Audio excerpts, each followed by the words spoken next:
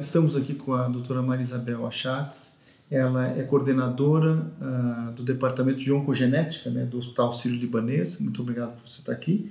E professora adjunta de genética do NIH. Então vamos falar um pouquinho de oncogenética. O que é isso? Oncogenética é uma grande e nova área que a gente já vem trabalhando há mais de 15 anos, na qual nós conseguimos abordar com os nossos pacientes uma diminuição de risco para o câncer. Aquela família que vem contando, meu pai teve câncer, meu tio teve câncer, quando que eu vou ter câncer? Né? Hoje nós temos a possibilidade justamente de identificar nessas pessoas se elas realmente têm um risco aumentado. E você consegue precisar se eu vou ter câncer?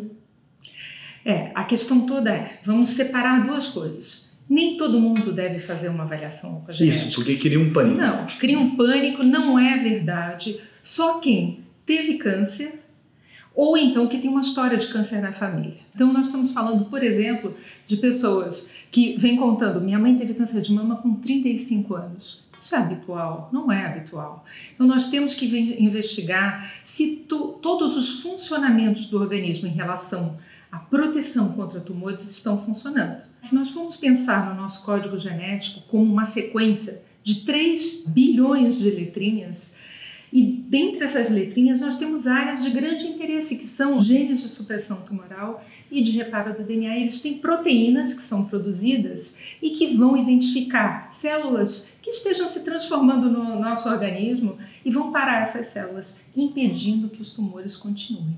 Então, os nossos pacientes que têm tumor em idade jovem, eles têm provavelmente uma diminuição da produção dessas proteínas. E o que a gente faz com o teste genético é tentar identificar o que está acontecendo, né? E, como eu falei, 3 bilhões de letrinhas, não vamos olhar numa senha de 3 bilhões, vamos olhar numa senha bem identificada, bem limitada. Se você identificar que aquela pessoa tem uma falha daquela proteína? Perfeito. Nós vamos saber exatamente, na sequência, onde foi a troca. Numa senha de 6 dígitos, por exemplo, do seu banco. Trocou um, parou de funcionar.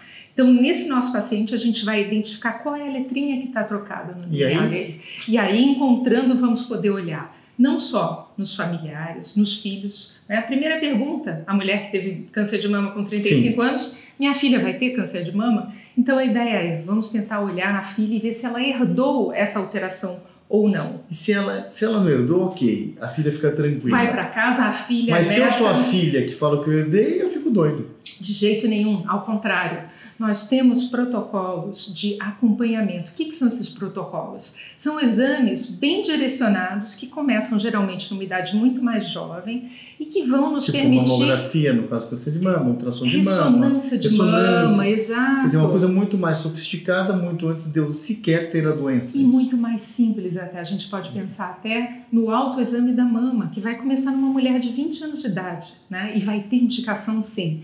Então é mudar o nosso enfoque em relação ao medo da doença e trazer esperança, trazer realmente aquela ideia de que a gente tem como fazer alguma coisa para reduzir o risco daquelas famílias. Eu via muito, minha família é amaldiçoada, eu vou morrer de câncer de qualquer forma. Não é isso, a gente tem o que fazer e a genética está aí para isso. Então fazemos um teste de sangue e vemos então se a pessoa tem ou não tem essa alteração. E o exame era um exame caríssimo, todo mundo morria de medo há 10 anos atrás de ter que fazer esse teste que custava 15, 20 mil reais. Hoje, inviável, né? Inviável, impossível.